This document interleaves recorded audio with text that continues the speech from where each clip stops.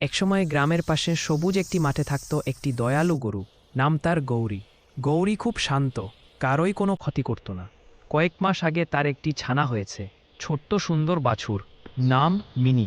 Mini খুব চঞ্চল, সারাদিন লাফালাফি করে বেড়ায়।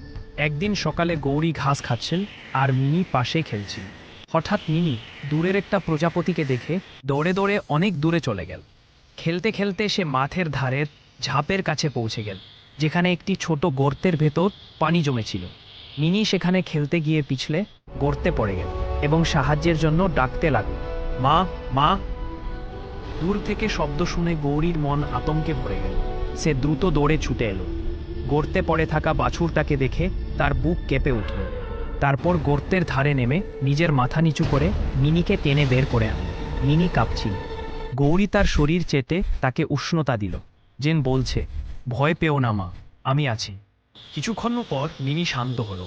সে গৌরীর গায়ে মাথা রেখে দাঁড়িয়ে রইল।